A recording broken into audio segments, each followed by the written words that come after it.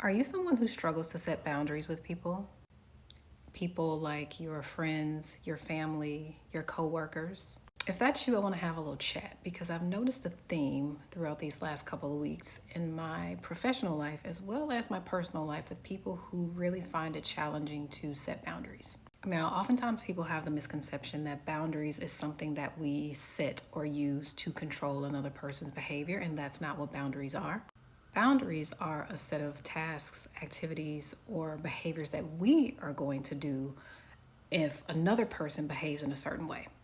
But what I've noticed is that there is a significant fear of setting boundaries or extreme guilt that comes along with setting boundaries. But I want to focus on the fear aspect because what I've seen is that people who are afraid to set boundaries out of fear do so because of the potential outcome that may happen with them setting boundaries. So I've heard one person say, well, I'm afraid they won't like me anymore. I've heard another person say, well, I don't want to rock the boat or make them upset. And I've heard other people say, I just don't want to deal with their attitude or I just don't want to deal with how they'll respond. So I'm going to say two things about that. First thing, if someone gets upset with you or threatens to leave or not speak to you anymore based off of the boundaries that you set, that's actually what you want. Because boundaries are set for you to protect your mental and emotional health and also to weed out the people that don't respect you. Now, if you're afraid to set boundaries based off of fear of how someone will respond, what I ask is, what's the worst that could happen? Is the person going to cuss you out? Is the person going to get upset? What's the worst that could happen? Now, this is not in the domestic abuse or any type of abuse setting. I'm not talking about that. I'm just specifically speaking about our everyday relationships that we have with people where we are afraid to advocate and speak up for ourselves. Because what that says is that we are attempting to emotionally monitor the other person because we don't trust that they will be able to handle their own emotions based off of the boundaries that we set. So it's a sneaky way of you trying to control the other person by not setting boundaries with them.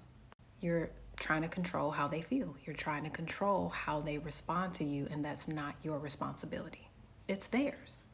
And I think we get into that a lot. We tend to navigate relationships, friendships, whatever, based off of fear of how somebody will respond to us. So, some may call it walking on eggshells.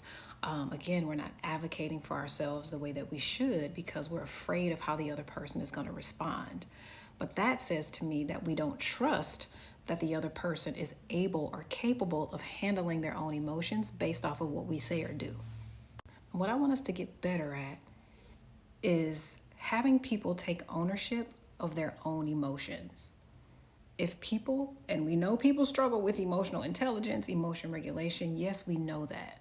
However, you not setting boundaries and you not advocating for yourself is depleting you mentally and emotionally. And it's not allowing the other person to take ownership and really feel their own emotions and regulate their own emotions or discomfort based off of the boundaries that you set. So one thing I want you to think about is, what is the fear or the guilt that I have around setting boundaries? Is it that someone's going to respond to me in a negative way? Is it that someone's going to not want to be around me anymore? But I really want you to understand where that fear or even that guilt comes from. And then I want you to commit to being responsible for your own emotions, for your own mental health, and for your own peace of mind in these relationships that you have. I don't want you to be responsible for the other people's feelings and emotions. They're supposed to be responsible for those. And if they have if they have trouble regulating their own emotions, again, that's for them and their therapist to figure out.